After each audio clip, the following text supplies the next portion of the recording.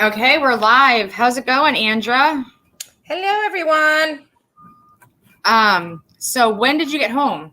We got home the evening of November 17th. Awesome. So you had a little bit of downtime. So, I just want to know about, just like some of the things that you did and where you went and the things that you saw and stuff. So I'm gonna just let you take off and have the floor and just tell me Sure. tell me what happened. So many people don't know because we kind of went silent. We went completely silent on all social media. And we flew out to Salt Lake City, Utah. We were going to go over to Moab only, but somewhere during the plans, we were supposed, let me just back up. We were supposed to go a few weeks ago. And, Olivia got sick. She came down with COVID. So we had to wait at least 14 days before we could go. So during that 14-day window, we decided we were going to actually go to Jackson and decided to retrace Gabby Petito and Brian Laundrie's final steps, before everything happened.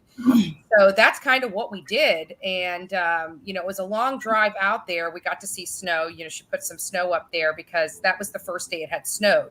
And it actually started in Idaho when we were driving in Idaho. And by the time we made it to Wyoming, I mean, it was thick. It was pretty thick.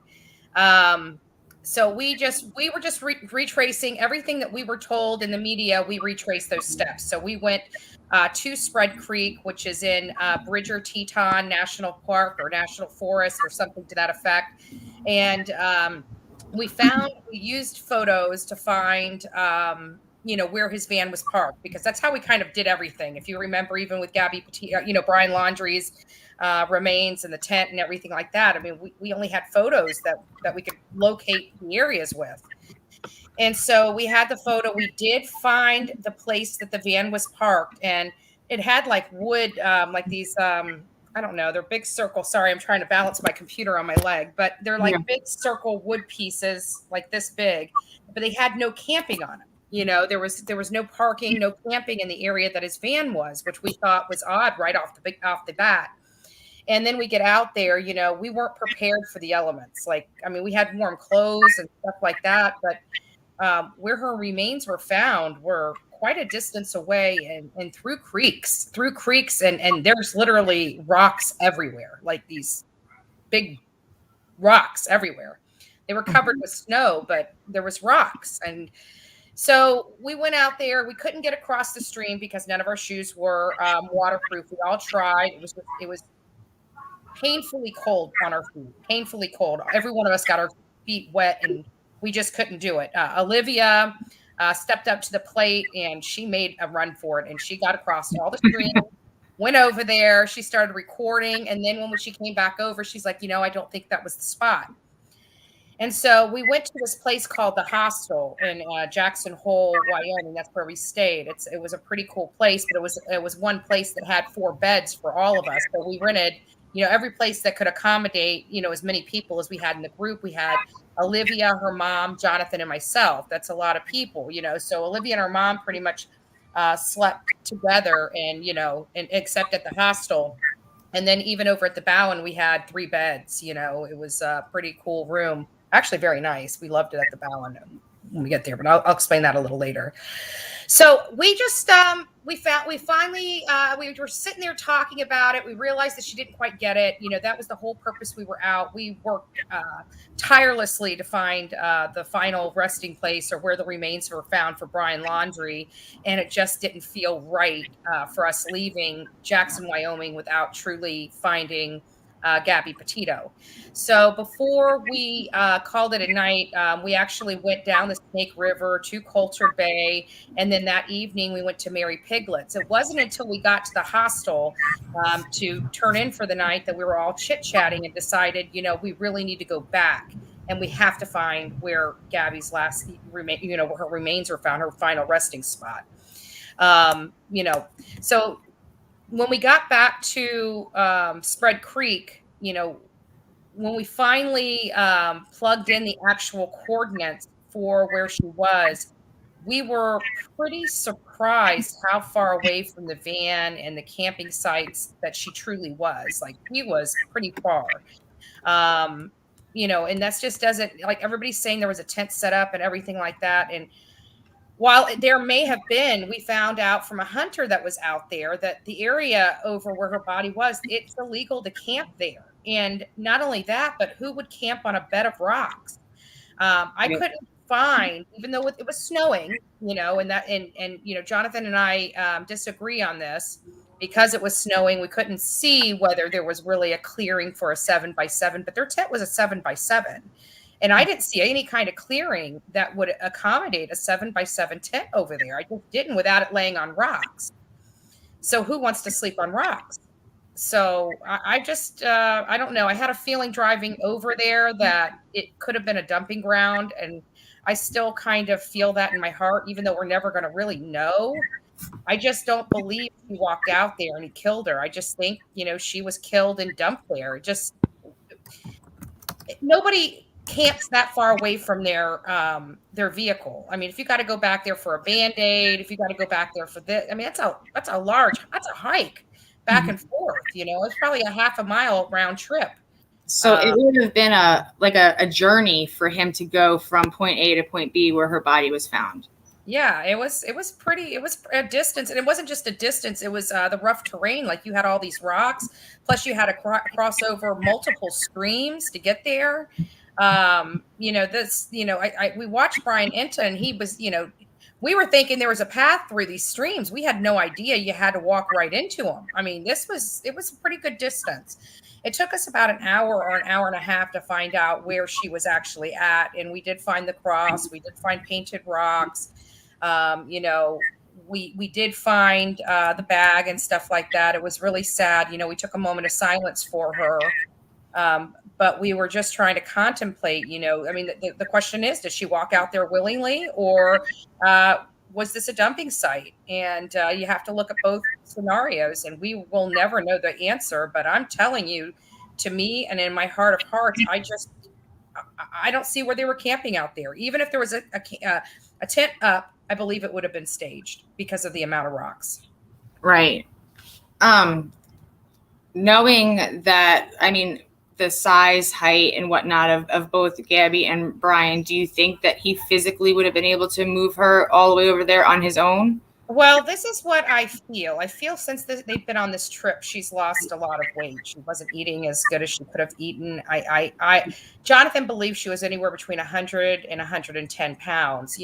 I keep going back to that Moab video where she was pulled to the side of the road and she was out, and I'm just looking at her and she's skin and bones. And right. I'm not even sure if she was a full 100 pounds at the time that this happened.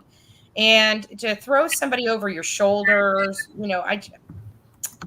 I don't know. I mean, I can just say, from my experiences, my 20s, where I drank way too much, I'm pretty sure I was thrown over a shoulder to be taken inside once or twice, and I don't ever remember being her size.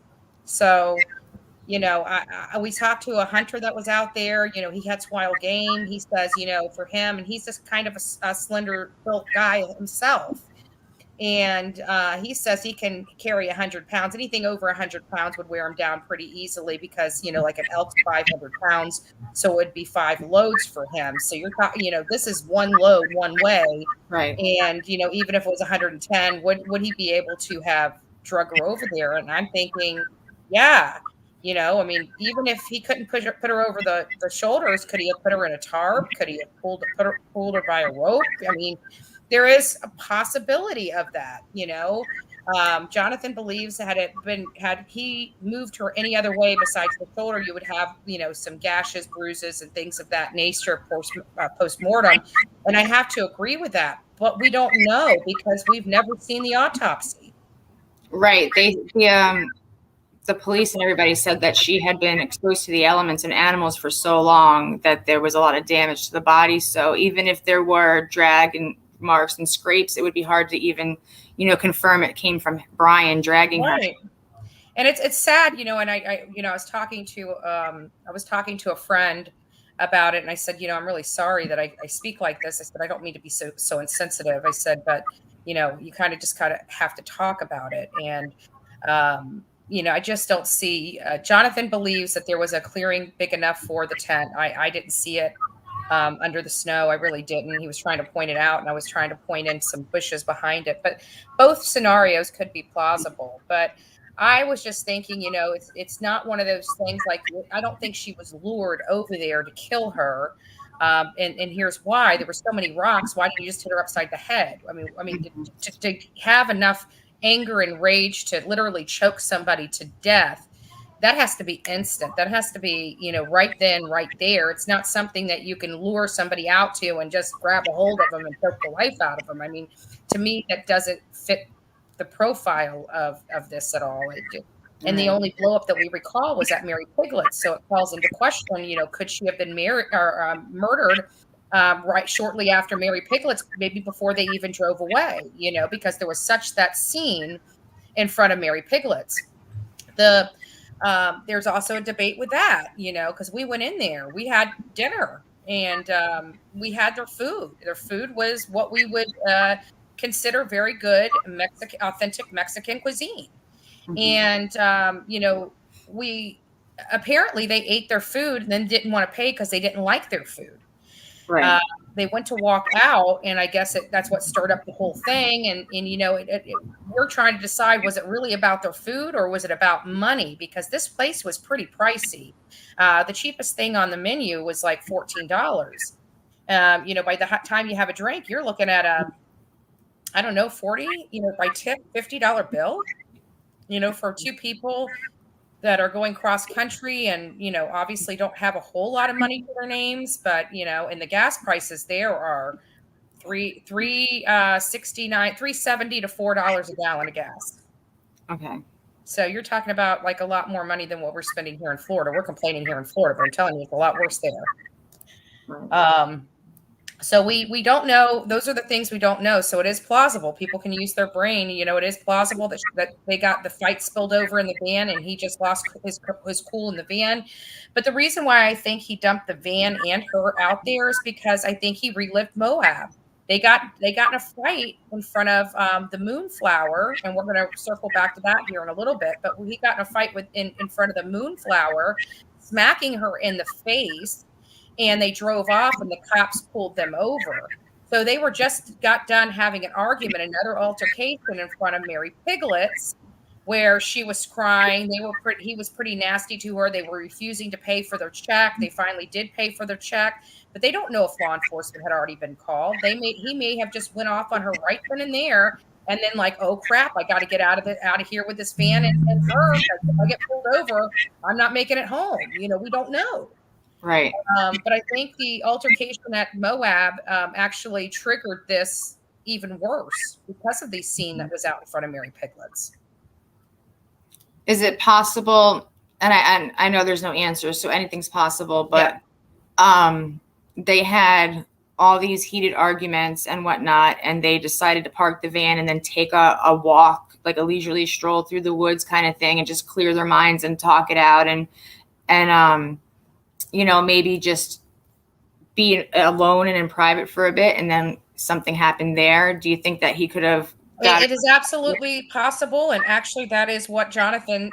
My understanding of what Jonathan's opinion of the scenario that could have happened is. So him and I definitely, of course, we're all speculating. We'll never know. The parties to this matter are both, dead.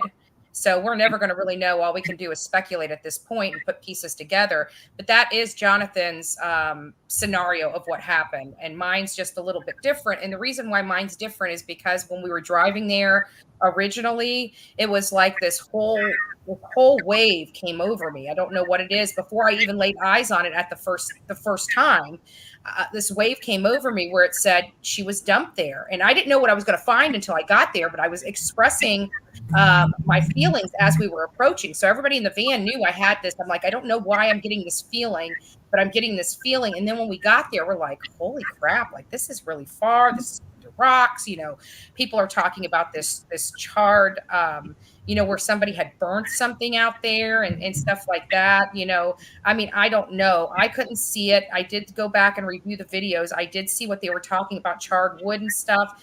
It is possible that he started a fire there next to her, hoping she'd wake up. It's possible that he was disposing of evidence with that fire. It's possible that they did actually set up a campsite there and were planning on camping illegally on a bed of rocks. I mean, it is possible. You know, and even if you watch one of our videos out, it's the hunter that's telling us, and he's telling us where the good campgrounds are up further, up, back the road and down the road further off a frontage road. Unfortunately, that wasn't what we saw where her final resting place was. I mean, there was just rocks everywhere. I wish I had a photo. Actually, I might have a photo I can show. Hold on a second. If you guys get motion sickness, don't mind me. My computer's now wobbling on my leg.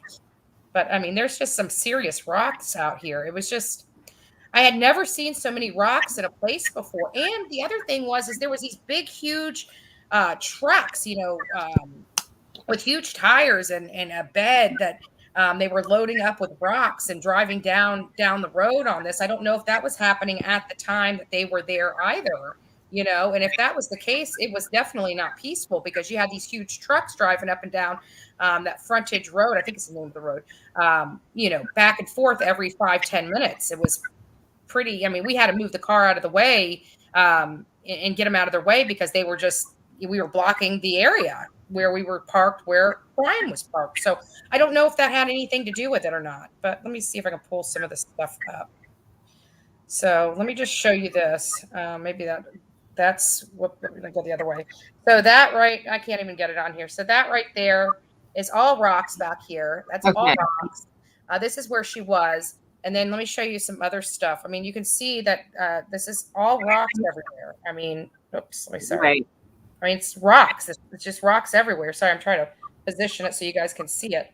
But look at that. All rocks. There's rocks everywhere on that ground. There's not really a place. And the only place that doesn't have rocks, you see those little bushes. Right. So, I mean, I really don't. Let me see if I can find a better picture of more rocks. But here's Jonathan. I mean, let me move it this way. Look at his feet. Okay, yeah. I mean, there's literally rocks everywhere, and we had to walk over that stuff. It was rough terrain to say the least. It really was. It was rough terrain to say the least. It was not comfortable being out there walking it. It was slippery because the ice was on it. I realized that the snow and the ice wasn't there when they were camping there in August. Another strange thing that we had found out is that they apparently were at the Tetons and then went to Idaho, to that Victor, Idaho, where Rustic Row was. And they told the owner at Rustic Row that they had already been to the Tetons and are going to Yellowstone. And if you recall, she had told her parents that they were going to be heading to Yellowstone National Park. Mm-hmm. So again, it begs the question, were they really ever planning on stopping back here at this Spread Creek? Or was this just a place of opportunity for him to dump her body? I mean, we will never know, but yeah, there's definitely multiple scenarios that could have happened. Right. Mm-hmm.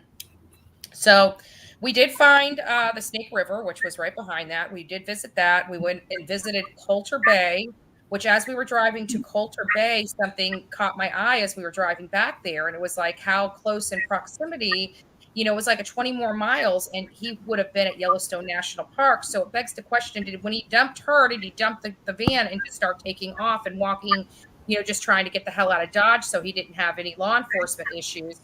And then as he was walking a day and a half later, he realizes he just can't get to Yellowstone and he needs to get back to the van, and how foolish it was for him to leave the van. That's what we're assuming happened, because he caught a ride with, I can't remember the girl's name, Marianne or something. I can't remember the person's name. Miranda was the name of the Samaritan that took her back. And when she mistaken Jackson for Jackson Hole or vice versa, he appeared to have gotten agitated and wanted to get out. And he demanded that he get out right at the Jackson Dam. And that's where he got out at.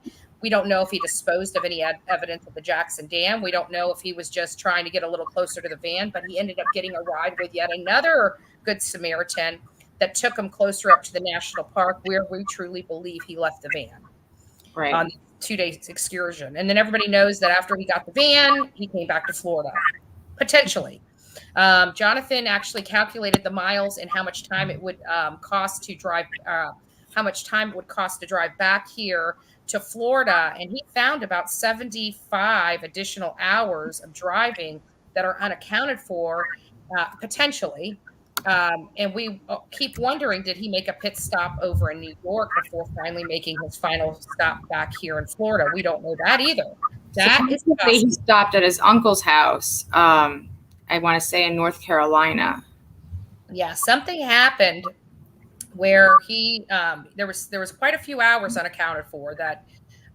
He should have been back into Florida a lot sooner than he was, but he was not. So we're looking at that as well. But for the most part, it was sad. It was very emotional seeing that. We did talk to one of the waiters in Mary Piglets and just asked him about some information, and he told us a little more than the manager did, but he didn't want to tell us too much because our question really was, we told him the food's great. Do you believe he was not there at the day that this incident happened, but waiters and waitresses and everybody, they talk back and forth and tell the story and all this stuff. So he did have knowledge of the story. He was just telling it secondhand, which at this point I'm perfectly fine having. I'll have secondhand information from a waiter.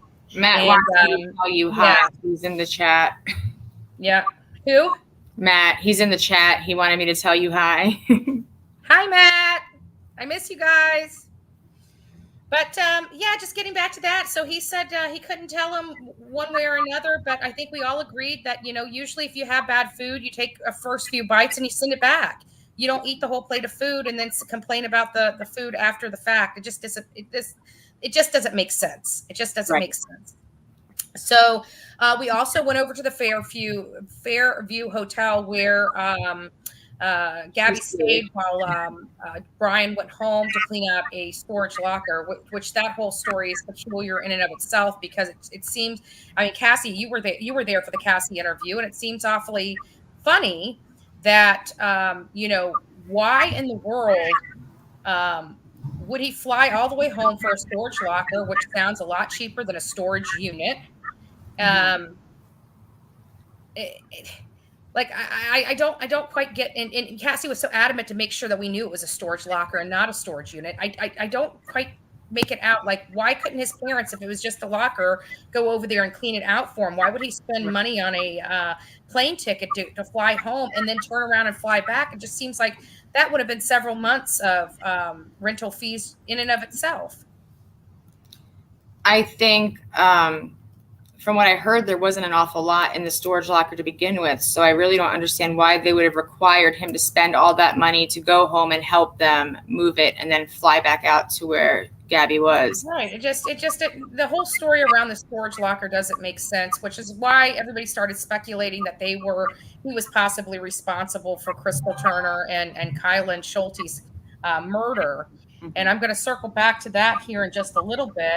Hold on a second. Let me see what this is. Sorry about that. Okay, somebody was sending something to me. I didn't know if it was important for this or not. So we were just Grand Teton. You saw where all of them had camped. They supposedly Kristen had camped not far from where Gabby had camped. No, they were in Moab. That was a whole different ball of wax. So we're still when they were there. Yeah, they went and visited that. They were in Moab. The arches are about, an hour and 15 minutes away from the campsite that Kylan Schulte and Crystal got murdered at. Even their place of employment is still 30 plus minutes away from the place where they were killed at. So they may have been to Warner Lake, but Warner Lake is still down the mountain, a pretty good distance from where they were on LaSalle Loop, Crystal and Kylan. Right. But, when we went out there and checked it all out, I have to tell you, we obviously didn't eliminate Brian Laundrie as a person of interest, but he definitely went further down on almost to the bottom of potential people that could have done this to these girls. We did find out conclusively, however, which is crazy because nobody's ever been able to confirm this, but we talked to the best friend and the last person that saw the girls alive. And, one of our sources, which she was, to let us know that, yes, as Kylan was getting off of work, they were loading up, and sure enough, they seen this guy smacking his girlfriend in front of the Moonflower. And they chose not to call the cops because they knew the people inside were going to call the cops, and they didn't want to get involved. That was specifically exactly what was told to me. They didn't want to deal with the law enforcement, so they just let the other people that were calling deal with it. And that was no disrespect to them. I mean, I don't want people to be mad at them or anything like that. They were just being I don't know. If I already knew somebody was calling the law, I don't know if I'd pick up the phone myself and call the law as well, you know? So I don't see that as a bad thing. But we were able to conclusively confirm that they did see the altercation, that Kylan and Crystal both did. But it gives you almost the EBGBs to think that within 1 month, all 4 of those individuals are dead, and 3 of them people were murdered, and 1 committed suicide. Out of those 4, within 30 days, they were all dead. It's almost like a Final Destination, movie moment. Right. It was very ironic. And but I still don't think he had much to do with it. We did, going in there, had reached out and did a lot of due diligence before going to Moab related to Kylan Schulte and Crystal Turner, so much so that we had a list of people of interest. We'll call them people of interest. People correct me on that instead of saying suspect, but people of interest. We had 4 main people of interest that we were concerned with that just had bad rap sheets, bad dudes, checked into Warner Lake around the same time, which again, I said was a ways down from this LaSalle loop. So we were like, okay, this has got to be them. This has got to be the guys. I mean, they're right here. I mean, one had a lewd charge against them, drug charges, violent background. I mean, just fit the bill of Right. bad people. And when we went up there and started seeing everything and started speaking to, witnesses and other residents there, we spoke to a lot of people from the van life that weren't necessarily residents there, but have been staying there for quite some time. Just to give a background about why the van life is so important in this story is because in Moab, Utah, their cost of living is so ridiculously high that people that are in, essential worker type positions, such as McDonald's employees, food store employees, the Dollar General, the Dollar Tree, they do not make enough money to afford a roof over their head. So even the bartenders. So most of those people actually have to live out of a van just to live there. These are homeless people because, and it's forced homelessness. They have no choice. A dilapidated 2-bedroom house is almost $500,000. Wow. Is that expensive? It is ridiculously expensive. It's sad. And so this whole community, like even their city ordinances do not allow them to park vans or sleep in vans on certain property by ordinance. The Moab police doesn't even enforce that because they have such a problem with homelessness in their area. They couldn't even enforce it if they wanted to. Literally half their community is living out of vehicles. That's sad. So That's really sad. yeah. So but we went up there to the mountain. I can tell you it was far away. Everybody's like, well, how could the sheriff, the police, the sheriff and everything not find them? I'm telling you, it took a woman that lived in the community. Her name's Cindy Sue Hunter. It took her 5 hours to find them when she finally realized they were missing. And she's somebody that's from that area, that knew where they frequented, that knew where to look for them. And it took her 5 hours to find them. So, and that's, again, that's a friend of the family and was guided into where she would have been. And she could hardly find them, but she did. She eventually did find them. I put out a video I had to take down. I kind of got myself into a little hot water because, based upon, when we do these types of cases, we make mistakes too. I don't know if it's necessarily a mistake yet, but I may be premature posting of it. And we were following this case, and we went and saw the Moab police, and we questioned them about what their handling of this case was, as well as Gabby Petito. So since I'm already talking about Kylan and Crystal, I'm going to just continue with theirs, and then we'll bounce over to what we talked about related to Gabby Petito. So with Kylan Schulte and Crystal Turner, we asked him, what was their handling of this? Because, we all know how the police, the law enforcement structure goes. the city police are usually the lowest man on the totem pole. They don't have their hands into anything. It's usually everything's usually in the jurisdiction of the sheriff, especially these higher profile capital type cases. They're not handled by, your local police department. They're handled by the sheriff or the FBI. And in this case, it's really both of them. But they told us that they handled the just the initial missing person, that they went above. There was a Utah statute that basically says they can't investigate any adult missing persons for 72 hours after they received the initial, report. And obviously they went straight up there after they received the report to look, but they went to Warner Lake instead of off of LaSalle Loop, which it sounds like these people were pretty adamant when they told them that she's not at Warner. She moved off of LaSalle. They don't know where off of LaSalle, but she's camping off of LaSalle. And so they made the mistake there. Well, and when the crime investigation was going on, just like the Northport City Police, which we both experienced with Gabby Petito, they handled the traffic control, but not any of the investigation aspect of it. That's what we were told. That's what we were accustomed to, because that's exactly how it happened in Gabby Petito's case. They didn't really have any hand, but they screwed up because they let him go. They weren't watching him. And apparently this was kind of the same thing that we found out after I made some posts. So I brought some videos back down because I wanted to investigate this a little more, because after I made those posts, people came out and sent me emails saying, I don't know if those your depiction of the police department is, factual or actual. And they started sending me some posts from Woody's basically saying how they botched up the security cameras, and some other details that we were not aware of at the time when we made that video. And so, we obviously have to recant. I'm not ready to recant just quite yet until I have some more information, but out of an abundance of caution, I pulled those videos down just in case I do have to recant some information, this information isn't disseminated. One of the gals that was helping me threw me slap under the bus instead of calling me and just having an adult conversation and saying, hey, I think you're wrong. She just went completely scorched earth. So I probably won't be working with her moving forward because of that. I think that was childish behavior, and you can always, I've never been beyond reproach. If somebody feels I do something wrong, please reach out to me and let's have a discussion. But, to attack me in such a way when I'm just trying to do a job and trying to tell a story, it was just, in my opinion, uncalled for. So, that's kind of what I dealt with yesterday, and it kind of sucked. I notice on Twitter, a lot of people like to say some nasty things. Yeah. And nobody understands the full story and background behind what's going on and taking place. They just jump to conclusions and run their mouths or run their fingers.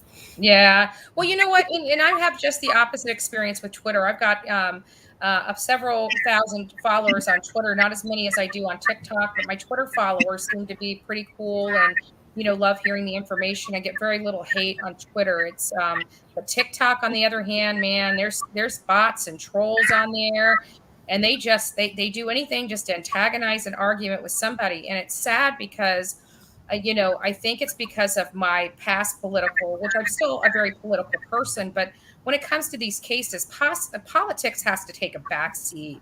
I'm not out there flashing or wearing, typically wearing, unless I'm out of clothes or something like that, I'm not typically wearing a political shirt in any kind. Our political business is our political business. It should not be brought into a case like, Gabby Petito and Crystal and Kylan. It's about helping them and bringing awareness to their cases. And domestic violence and violence as a whole affects every race, ethnicity. It reaches across party lines. People have been affected by this worldwide. It's not just, that has nothing to do with politics, is what I'm trying to convey. It has nothing to do with whether you're black or white or pink with yellow polka dots. It has nothing to do with whether, you pray to Allah or Buddha or God. It just doesn't matter. This kind of stuff happens to everybody in every walk of life, rich or poor. Right. And so, I really, when I start hearing people calling me Trumpster or anything like that, it just makes my skin crawl a little bit, because it has nothing to do with politics.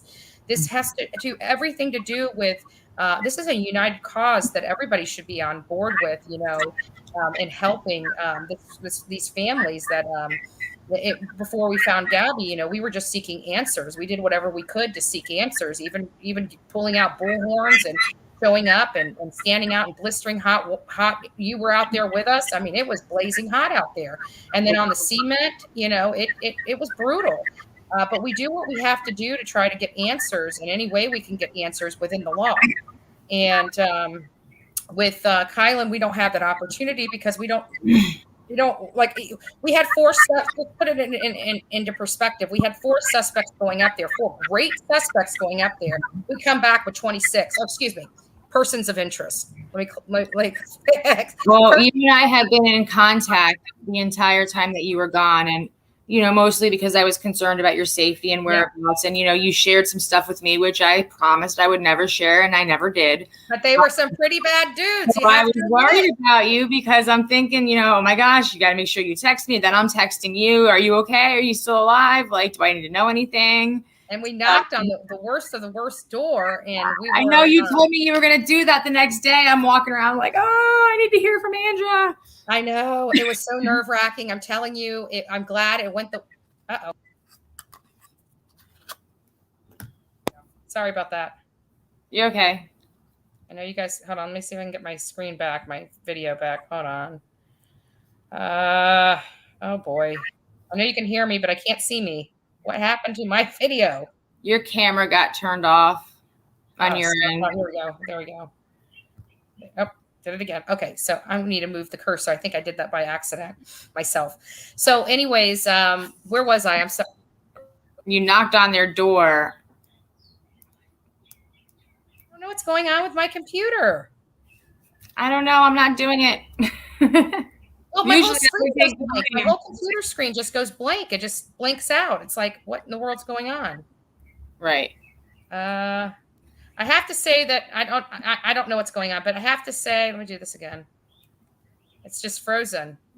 I can hear you. Okay. So I have to say that it was a little crazy because, well, let me just tell you what happened to my computer. My computer got damaged in transit on coming back on Southwest flight. The whole corner's crushed in. So that may be a portion of what's going on here. I don't know. But at any rate, let me just leave the studio and try to come back in. Can I do that without? Yeah. Okay, hold on. Is that internet working for you? Yes. Can you grab me a mouse, please, so I could drop the link? Or actually, Andra probably has it in her email. 1 second, guys. Sorry, we're trying to get to the bottom of this. Okay. And Wait, where's your mouse? All right, never mind. Do you not want your mouse? There I am. Hi, everybody. I'm back. We got you. We're good. Thank you, though. I hope I don't freeze up again, guys, but still got a lot of stuff to say. So anyways, we were going back, going back through our list, but going back to our list, we had 4 main good suspects, but we heard that they had already been cleared. We don't feel as confident that they've been cleared as well as they could have. But at any rate, we ended up coming home with like 26 or so. So I don't want to say the gentleman's name out loud. I don't want to cause any more stuff, but there was one really bad dude. And we're just going to name him MR. That's his initials. And I actually got the courage to go up and knock on his door so we can ask him questions.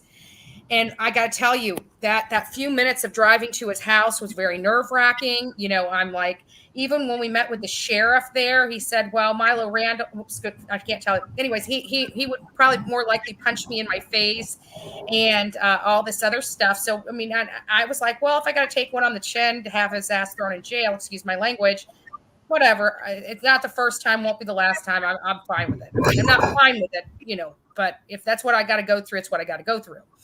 Long story short, we finally pull up and he is outside his home, just getting out of his truck.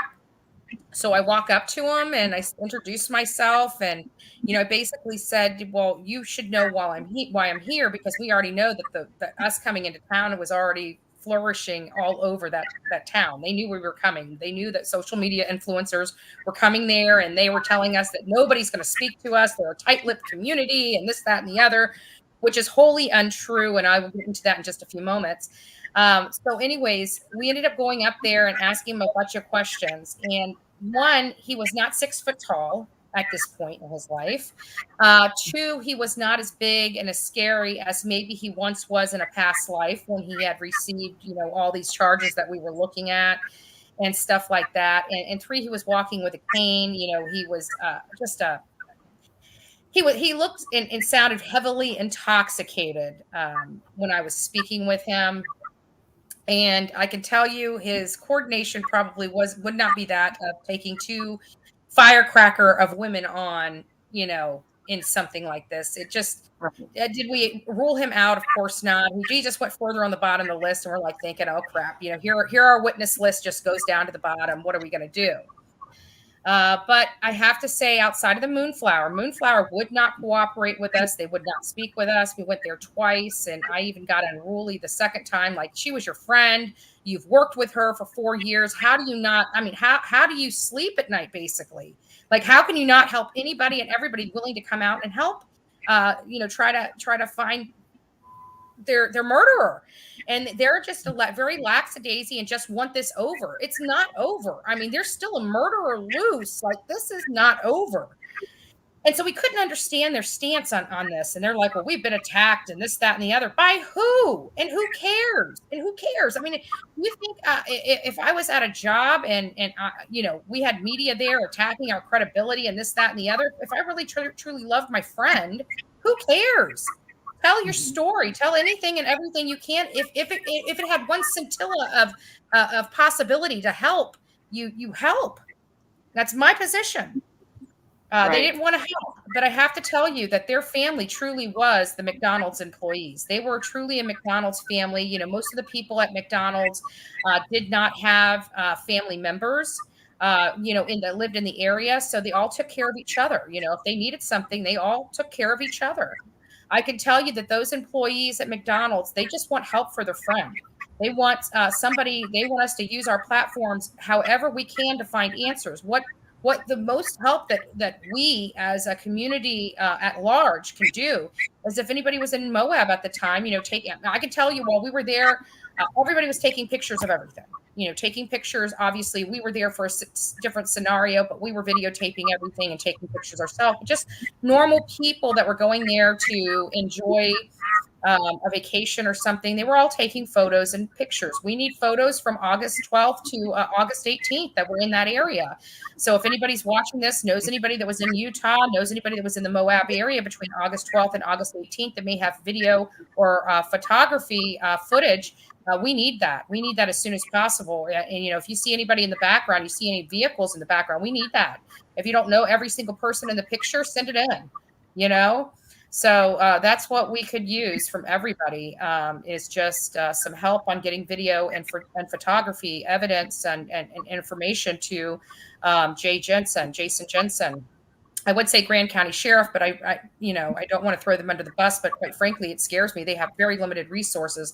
They're down, 15 to 20 sheriff's bodies. I mean, they're ill-equipped to be handling a double homicide, in my opinion. And the Moab police are not in jurisdiction, but apparently they made some mistakes. We received some information that they actually took footage from Woody's and lost the footage that they took. They couldn't find it. So, which, begs to question, was there inside help in disposing of evidence? They went back and got the whole system out of the bar, which they, in my opinion, shouldn't have done, but they did. And, it begs the question, it just seems like kind of like what we dealt with here with Gabby Petito, that every aspect of law enforcement made some vital mistakes that cost time and cost resources. And at the end of the day, cost the inability of finding the true person and the true culprit to this homicide, this double homicide. I remember talking to you about the police station out there and how that I was told they only had like 9 or 10 officers. Is that factual? Or, I mean, like you said that they're very low officers. Yeah, it's ridiculously small. I have never, and not only that, but during our investigation, this is not the first homicide they've had in this area. This area is very small, 52 to 5,400 full-time residents in this area. It's a small community. And they have a lot of unsolved murders from what we were told. We haven't had an opportunity to investigate these allegations fully yet. So I could be backstepping on some of the stuff that I'm telling you as fact and that's why I'm putting the disclaimer out. We haven't fully investigated this, but I have to think that multiple corroborating witnesses that we spoke to saying the same thing, I have to take it as true.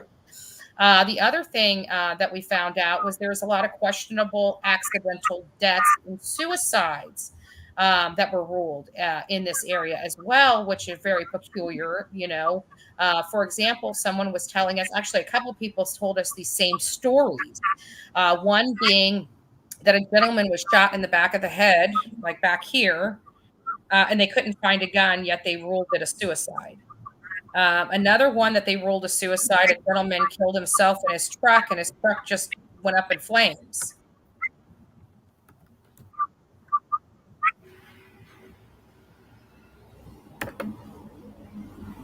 Okay, are you back? What the heck happened? I can see you just fine. Andra, I'm trying to add you back in. I don't know if you can hear me. It's not working.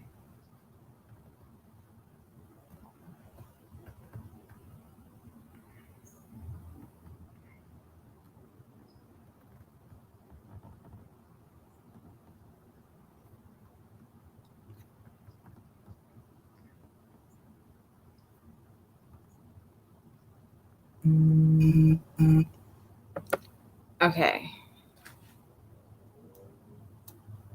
What the hell?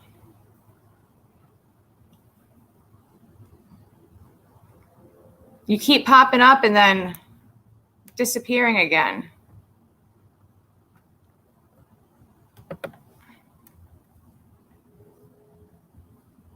It says your device is not connected.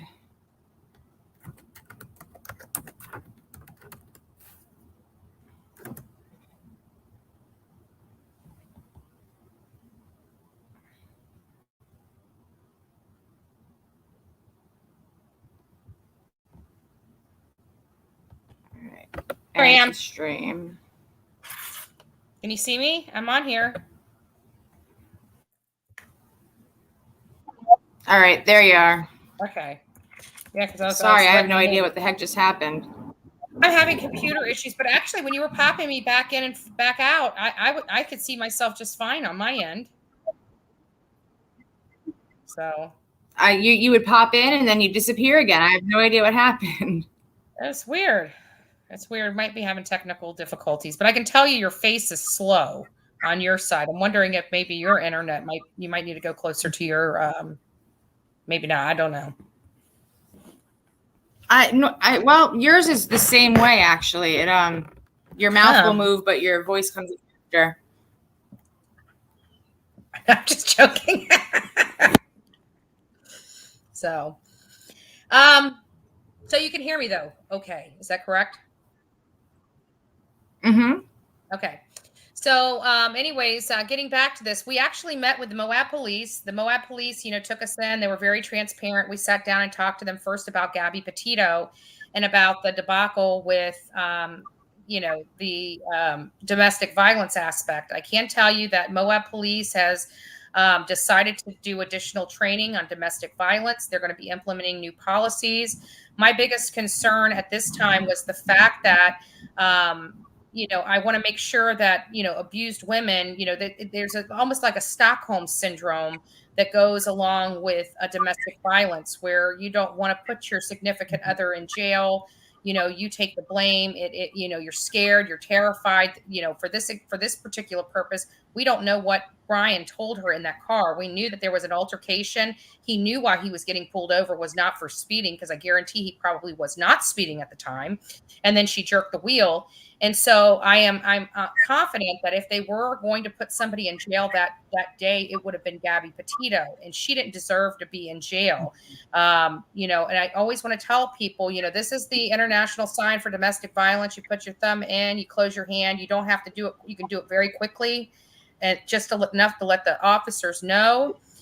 So you don't have that, have to deal with that. You need to use it if you're in a domestic violence situation and law enforcement is involved.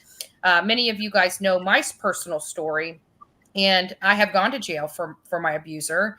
And, people use those mugshots now to belittle me and try to cast doubt on my credibility, which is really sad. And I'm kind of glad they opted not to take her to jail. However, a piece of me feels like if they would have taken her to jail, at least she might be alive. It's possible. So I don't know, it's sad. The Moab police did make some mistakes, I think that they were trying, I think their heart, at least for the Gabby Petito, I think their heart was in the right spot. I don't think they felt comfortable taking her into jail, taking her into custody, but with the information that she was giving them, unfortunately, they would have had no other choice. Mm-hmm. Yeah, she admitted to hitting him first. Yeah, which was not true. We all know that wasn't true because we know that he was slapping the snot out of her in front of the Moonflower. But she took that. She was going to own that. Right. And that's the concern, and that was what my concern that I expressed to law enforcement was that, if you guys would have taken her to jail, you were taking the wrong person, and it really irritates me that Brian was taken to a hotel under a different name, under this this program, Safe House or Safe Home or something. I can't remember the name of it. Olivia would remember it, but I can't.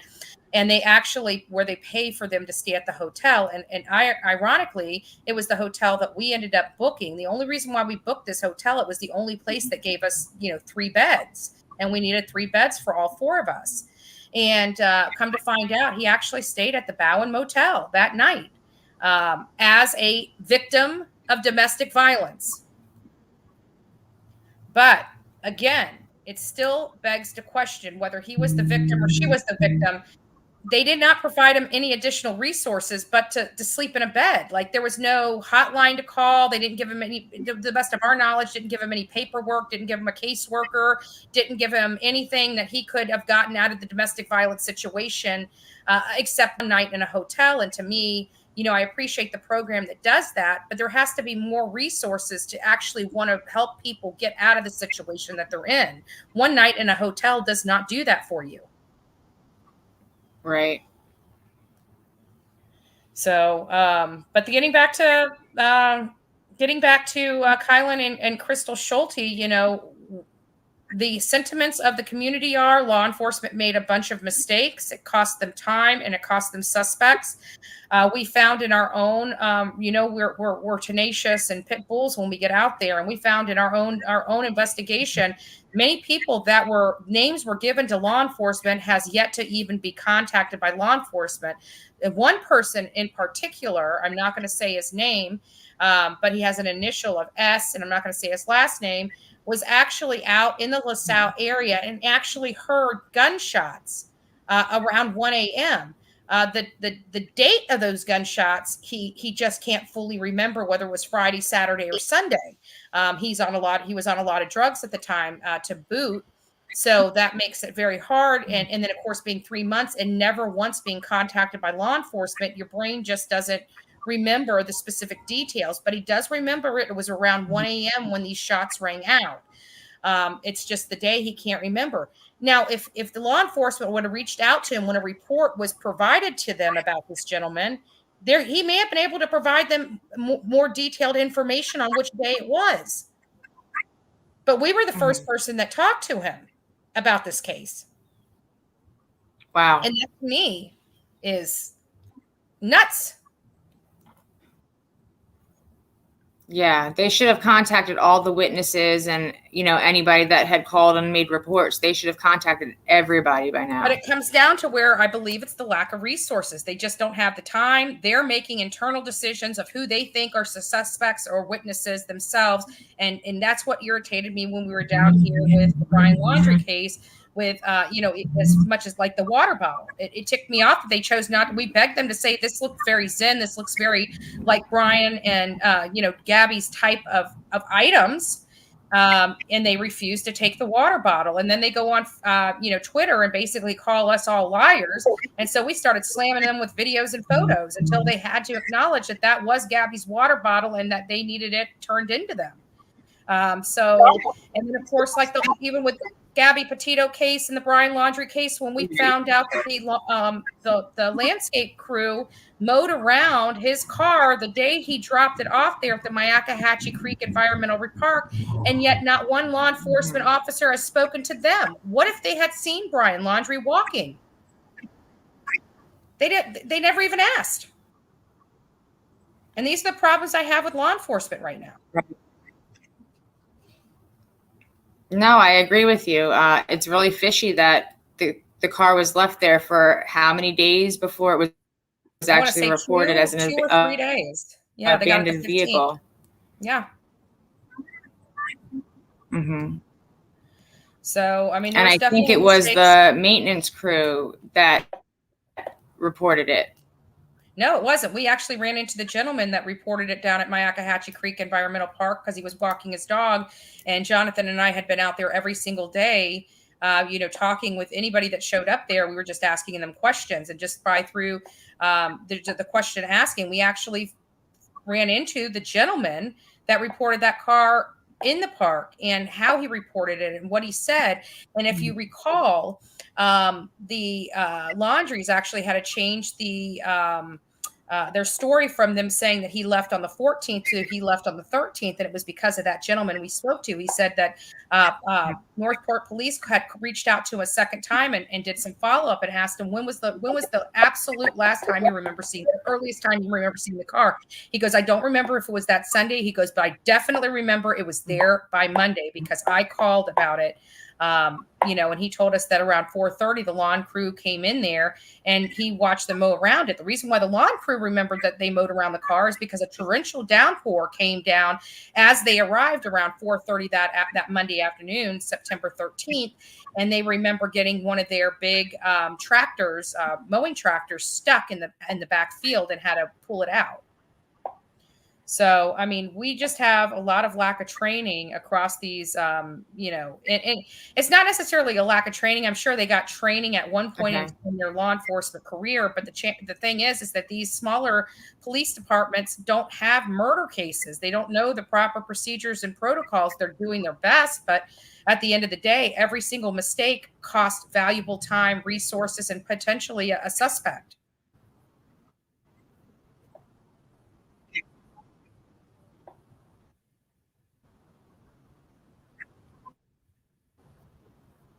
Did we go down again? Mm-hmm.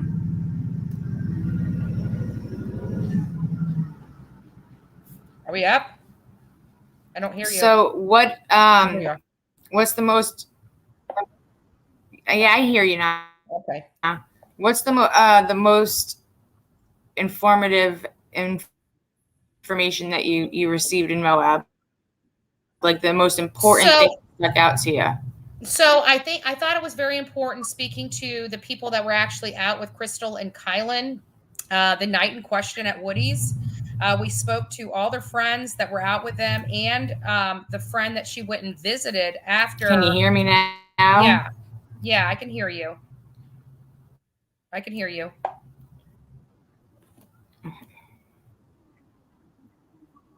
But I think that was the most informative. And we went over to a church. Through our investigation, we realized that Kylan at one time was a member of a church. And when we went over to the church, we spoke to several people over there and gathered some additional information. And it was, both of those encounters, the ones at McDonald's as well as the church, was pay dirt for us because that's where we derived that gentleman that was actually in the LaSalle area on the days in question that actually heard the gunshots around 1 a.m. in the morning. When we spoke to him, you could tell he was a little hesitant to speak with us. Nobody had reached out to him regarding this case. He was a little shocked, to say the least, about us reaching out to him regarding this case. but he did open up to us a little bit. You could tell he tried to distance himself, which always makes me a little uncomfortable. But that could be because he, again, he was on drugs. He was possibly out there tweaking. Where days run into days. We don't know the situation. We definitely know that if he wasn't a tweaker, he definitely does, Molly and cocaine. So those could affect, and impair his brain so much so that it could make them potentially violent, or it could have just skewered his dates and times. Other than that, he was very confirmed on the time. He just was not very confirmed on the date.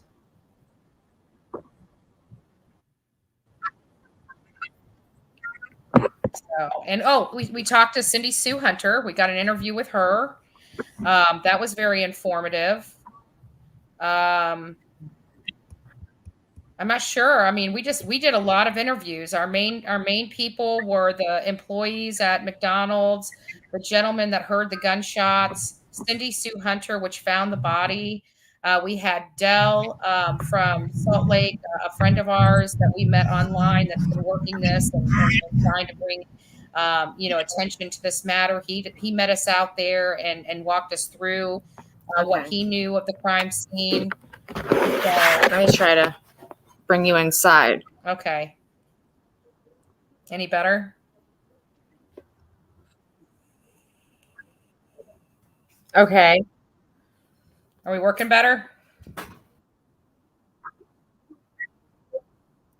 Still a little checky. It might be what we're streaming on as well. They might be having some issues.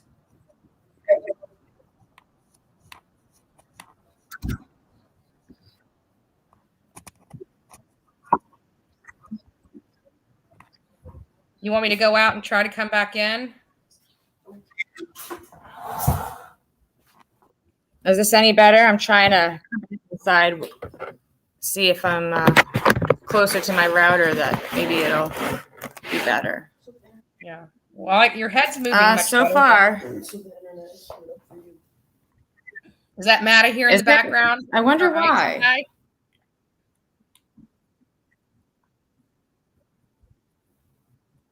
It could be. A lot of people have said that StreamYards is like the best thing to use, and they have no issues at all. But I don't.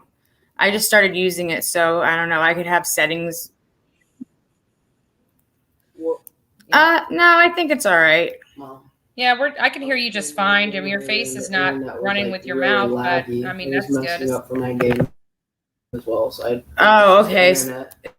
It's the internet. It's my internet.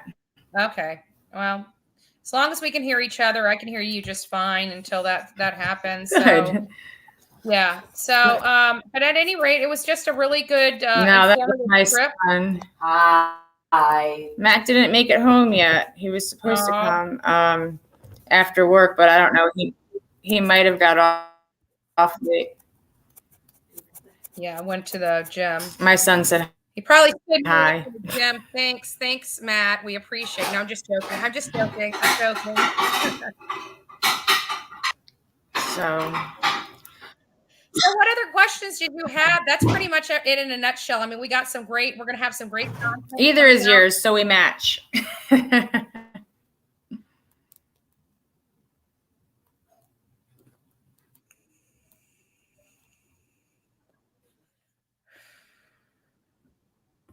Are you there?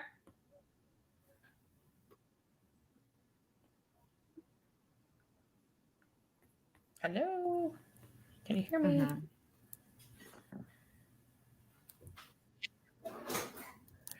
Can you hear me? No?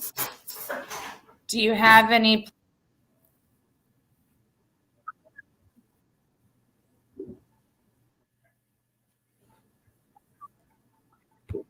I have no idea. He might be still working. He might have went to the gym. He said he was going to be here, but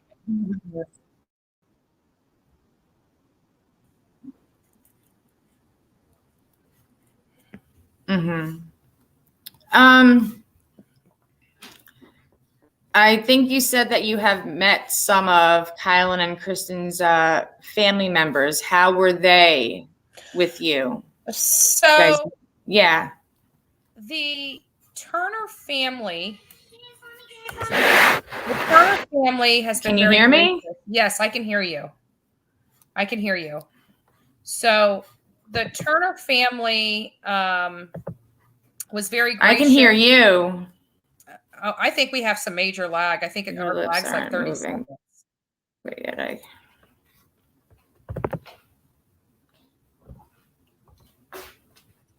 Are you there? Yes, I'm here. Crap. All right. Did it die? No, I guess it's the internet, like you said.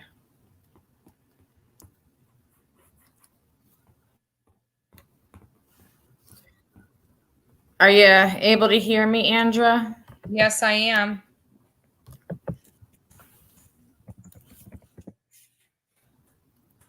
Back up.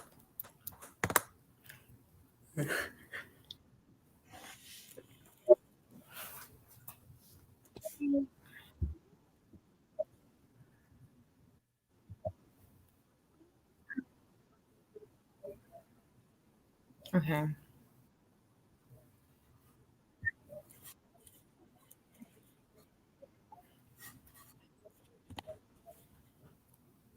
Can you hear me? Yeah, we're definitely behind on our voices, at least.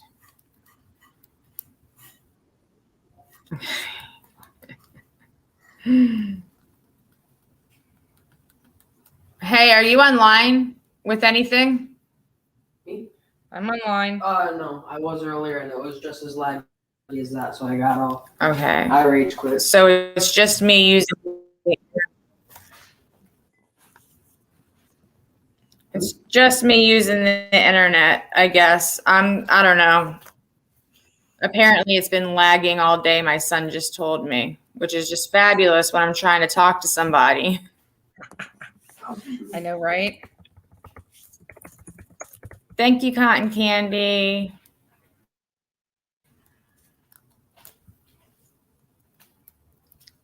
So, let me see.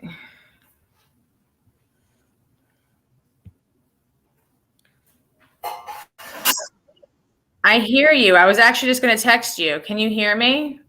Yes.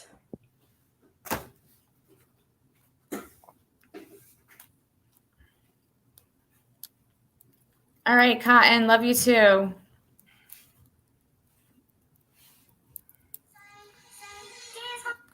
Hey, I'm on here. I can hear you just fine. It's just major All lag. right, there you are.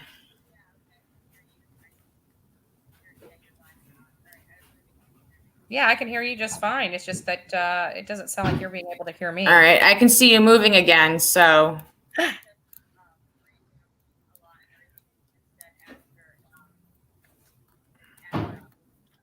Yeah. Right. I'm sorry. Your side is very blurry.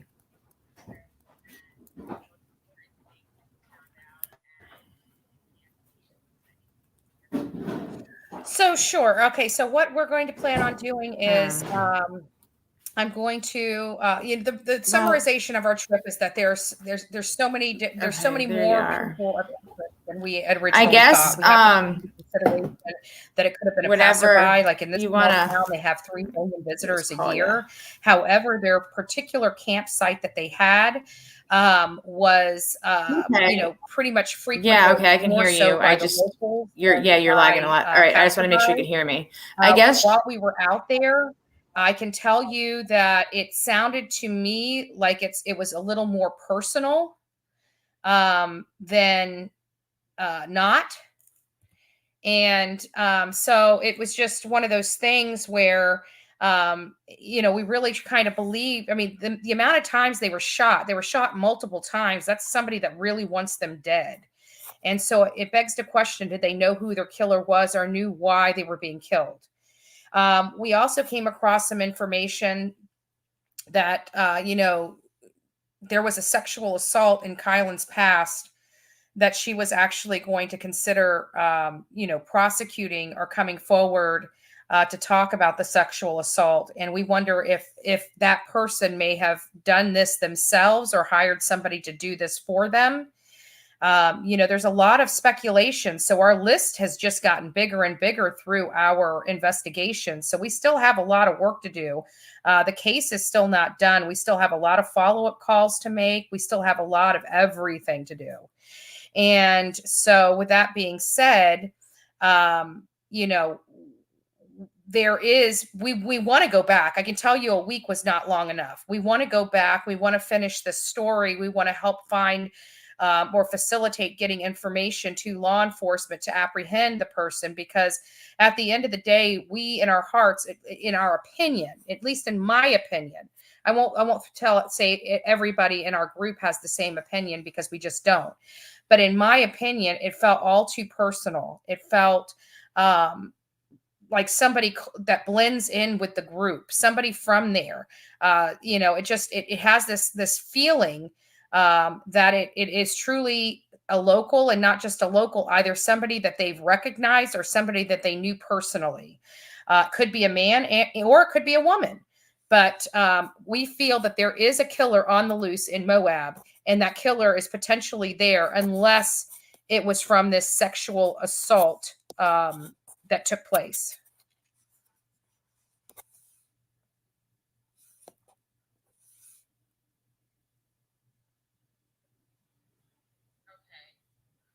So, there are a lot more. I mean, we still, if we could have stayed there for another week or two, we would have hopefully narrowed our list down, but who's to say it wouldn't have gotten even bigger? It's a classic whodunit. It truly is. I think her friends were put off because it seems like law enforcement is making it a drug thing, and it wasn't, because they clearly said that they were clearly aware of them smoking marijuana. That was their drug of choice, so to speak. And, for many of us, we don't consider that a drug. We believe it is an herb. We're a little more liberal here in Florida and other states around the United States with the marijuana. But I just don't see people dying over marijuana in that area. I just don't. So it just didn't seem like the drug element was the one that I really considered being the slam dunk case, or putting them under the ringer. But Jonathan also said there's a reason why law enforcement is hooked up on that. Is it because, and it could be one of two reasons: they're blinded by the drugs because they don't deal with them very often, and they think marijuana is this horrible thing, or they truly have some evidence pointing into the direction that this may have been a drug deal gone bad or something of that nature. We don't know. But it is the consensus of their friends that are out there and other people that, it was only marijuana that they smoked. They were daily users of marijuana, but to me, I just don't see where that would get them killed. I really don't. I think it was more personal. I'm not sure how personal. Was it somebody that liked Kylan or Crystal in a romantic way, that, they couldn't have them because they were in this lesbian relationship and married to each other? Was it this person that sexually assaulted Kylan years previously, or somebody acting on his behalf, which we've heard that before? People, it's not an uncommon thing when you're looking at potentially going to prison for many years, to off the person that could throw you in jail for those many years. That's not uncommon. It could have been a passerby, or it could have been somebody that they worked right next to or knew personally.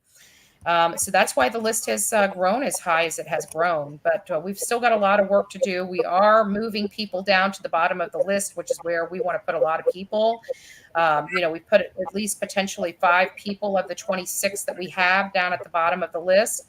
But I'm still wanting to hear more, and wanting this one person that actually heard the gunshots, at 1 a.m. I really need him to really go back in his calendar and ask his friends, do you remember this?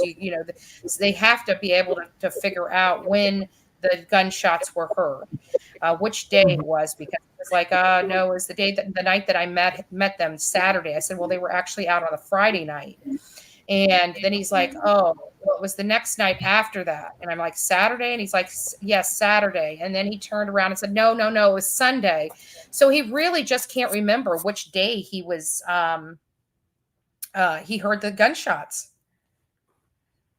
So if law enforcement would have gotten to him sooner, they would have been able to get a better understanding of what happened. But I can tell you that there was a lieutenant at the sheriff's department there. He was not happy that we were in his towns. We tried to explain we're not here to poo-poo on your case or anything like that, but we're out to seek answers. You know, I asked him if he thought the case had gone cold. He's adamant that he doesn't think the case has gone cold. However, he has no new information and can't solve this case. To me, that case is cold. And while we were out there to bring attention and a spotlight and begging for people that are watching or could potentially be watching this to please help us find video and photograph material of their trips in the Moab area August 12th to August 18th. That would be the biggest help that they can provide the families. Okay.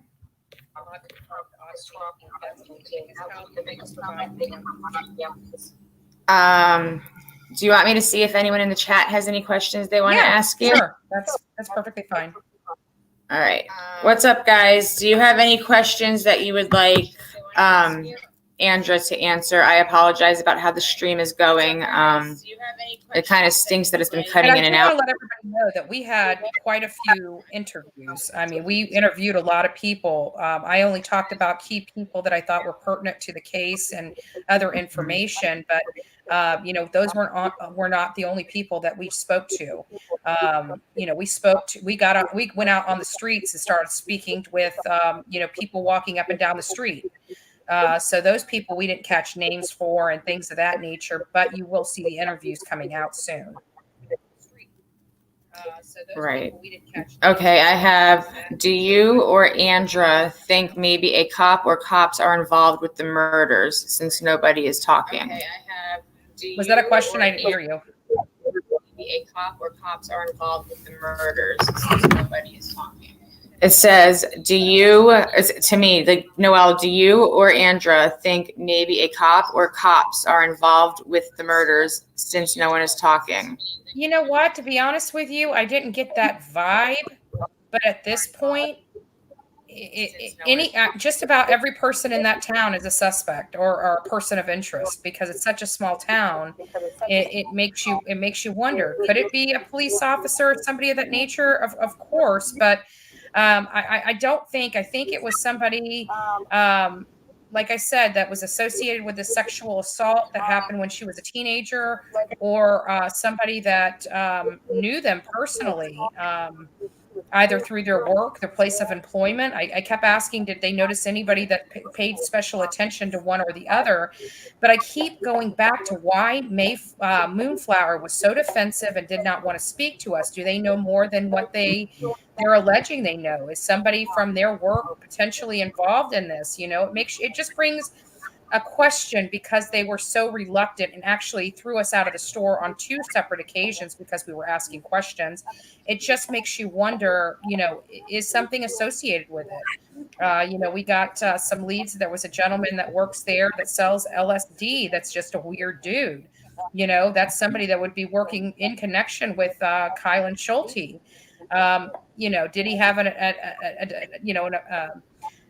infatuation for her and then, you know, ticked off because she's married to a woman? We don't know. There was another gentleman that was kind of a crazed McDonald's employee that was very homophobic and, you know, blew up on Crystal when she came in there one time for a bag of ice and to get a couple quarter pounders when she wasn't on duty. So there, you know, there's just some weird stuff. I can tell you that small town has a lot of dirty secrets and deadly secrets within those mountains.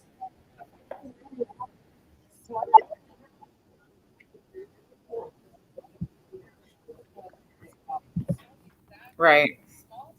It's quite possible that, like what you said, like I said to you before we even went there, right. And there's the a lot of person's drugs probably in just this hiding town, in plain too. sight, So, still working in there's a lot town, of, doing whatever he's doing, for and nobody has example, I any idea believe it's that him. there, and I don't want to throw anybody or any business under the bus, but one of the bars that we visited, I can tell you a lot more is going on in that particular bar than meets the eye, just from my personal past experience, body language, knowing, stuff like that. Does it make the bar bad? Of course not. Does it mean that the people inside the bar did anything? Of course not. We even have a DJ as a potential witness or slash person of interest in this case that we have yet to speak with. So there's a lot. It's just, then they had you throw the wedding that on top of it. There was a wedding right above them. If you go to Jonathan's page, he has a perfect picture of where the girls' bodies were found and where this cabin was overlooking their campsite. Did somebody see something or hear something that were at the wedding party? Could it have been a patron to that wedding party, from out of town that was a little off that nobody knew about, and again hiding in plain sight where they think he's normal, but he snuck out and did something, and we don't know. What I can tell you that was awfully odd, though, that we did find out is we knew and read about this Gatorade, this package of Gatorade that was kind of strewn about the campsite as if it fell out of somebody's hand, and when it hit the ground, the Gatorade came out of the plastic rings and kind of rolled different areas, rolled different directions and whatnot. And when we were asking her friends, is it common for them to have Gatorade? I found it awfully shocking to find out the girls did not drink Gatorade. They did not purchase Gatorade. They never drank Gatorade that any of these people that known them for 4 years ever seen them drink. They would more be inclined to purchase bottles of water versus bottles of Gatorade. So we thought that was a little odd as well, that these Gatorade bottles, we want to know, has those Gatorade bottles been tested for DNA? Whose Gatorade bottles were those? Because from their friends and other people, other witnesses, they never purchased Gatorade.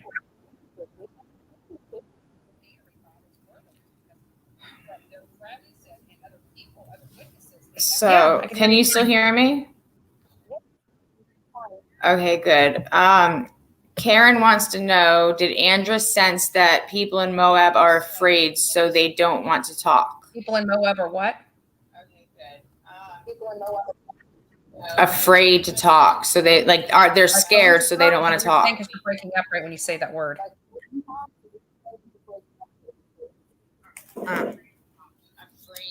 If they're afraid to talk. Definitely. The people over at the McDonald's didn't seem to be fearful. They opened up to us, even stuff that could have gotten them in trouble, just to provide answers, to help find answers for Crystal and Kylan.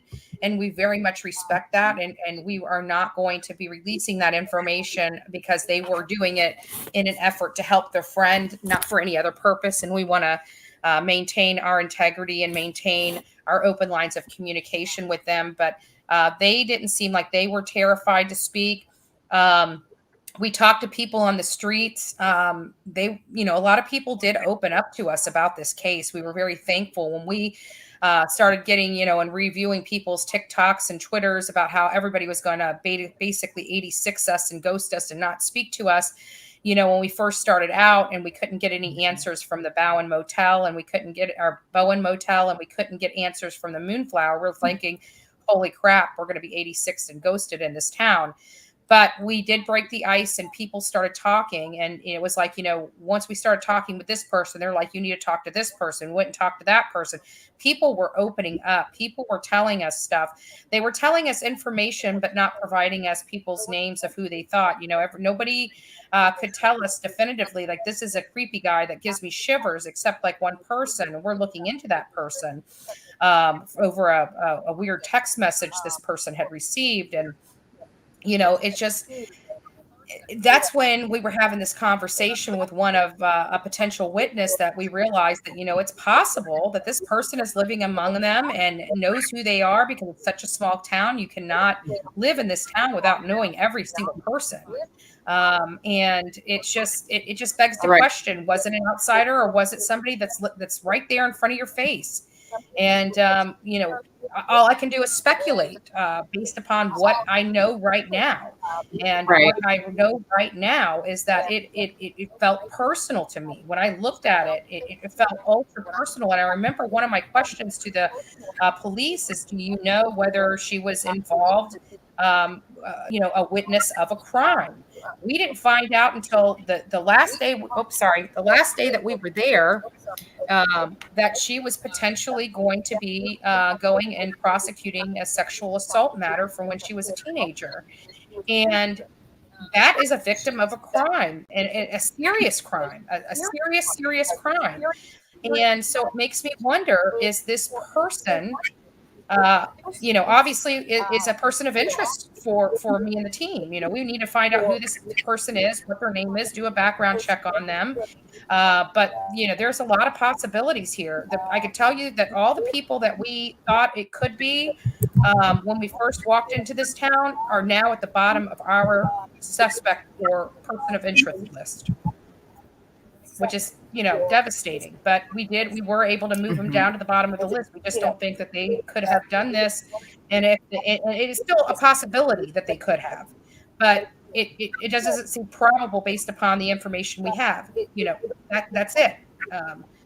We can't exclude them. We didn't exclude anybody. We just added more people to the list. Right. Tell me about your disguises. How did you come up with the idea for what to wear and how you wanted to look? I was Sarah from Seattle, Washington, and Olivia was Jennifer from Seattle, Washington. And we never even called Jonathan by name because he wasn't in our group. Her and I went up to the bar. We were with them at first, and they're like, okay, we need to start doing some action here. We're not here for drinks and fun.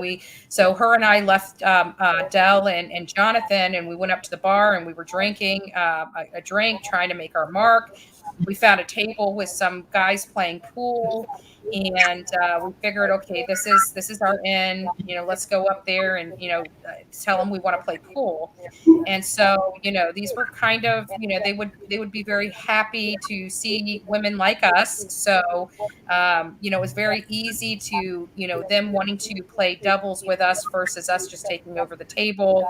Then we were able to go outside. I was able to question the gentleman. He was harmless, very nice guy. He's a single dad, whatever, but he had no information related to the case. He had no information whether Kylan or Crystal were murdered and who may have murdered him. He barely goes out. So even though we made our mark, we were able to get our mark. The mark we got had no information. So we called it a night, and we ended up going to McDonald's. And again, once we went to McDonald's, we hit pay dirt. We talked to a lot of her. I want to call them family because they really truly were family to Crystal and Kylan. And I don't want to say they were just friends because I don't feel that in my heart that they were. Mm-hmm. Was it odd for you to be sitting at the bar, just doing what you were doing, trying to not necessarily pick someone up, but like really get their attention? You're kind of having to put yourself out there and try to get a guy's attention enough that they will talk to you, and you can kind of break them down a little bit and get into more weird conversations with them. It was nerve-wracking. It wasn't something that, we had to take a few breaths. We had to, put our game face on. We had to get our poker face ready, and we had to just, be the ditzy young women, that was looking for a good time. And, that's what gets men's attention in bars, and we had questions, and I don't see any of the girls opening up to us like the men would have. So that's why we chose our marks as men versus the women. Were the men more willing to talk than women? Yeah, they were more approachable by us than women because, they do have a LGBTQ community there, which, obviously we support 100% and everything like that. But it's kind of hard for straight women to, manipulate other women like that. It just doesn't feel right. You have to feel right in order to do a good job. And if something doesn't feel right, you're going to be exposed. So we had to do what we felt was right and more comfortable, more of the path of least resistance, if you will. So that was the avenue we chose to take. Jonathan was able to speak with a local there. She didn't really have information about anything, but he was able to pick her brain. I saw him over there speaking to her.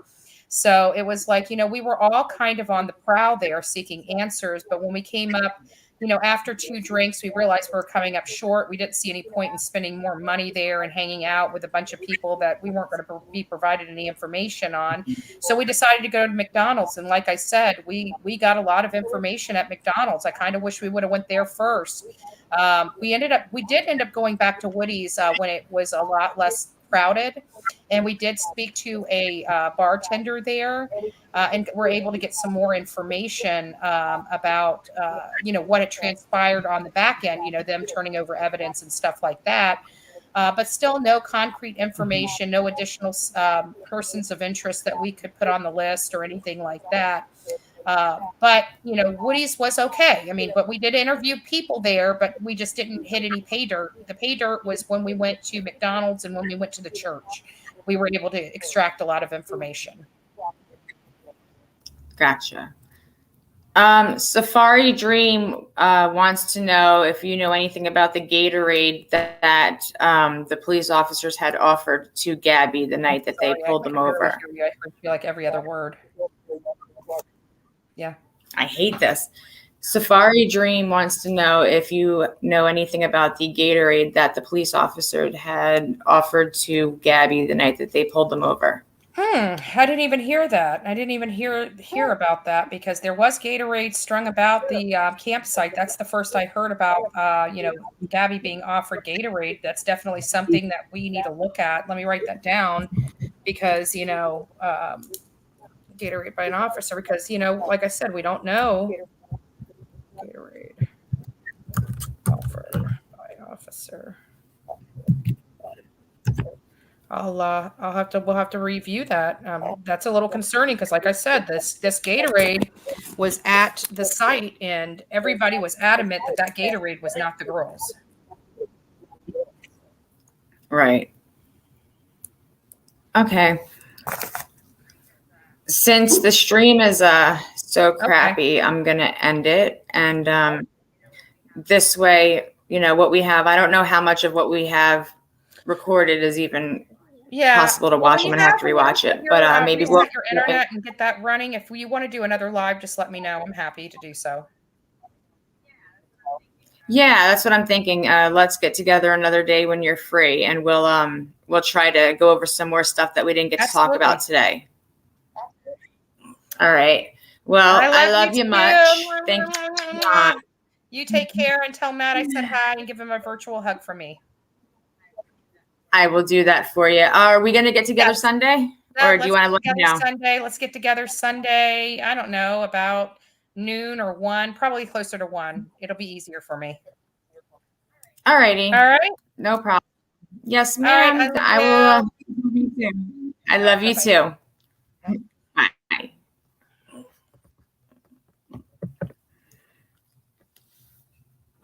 All right, guys, I'm sorry for the choppy stream. I hope that you were able to hear and pick up as much information as possible. If not, then we're going to try and do this again. So definitely leave comments and let me know what you think. And if you have any questions that you want answers to for the next live, and I will get to that for you. Thanks, everyone, for coming in. If you haven't already, please like and subscribe. And by all means, always feel free to leave comments and give me your ideas, thoughts, and opinions. So love to you all. I hope you all have a great evening, and I will be seeing you soon. Bye.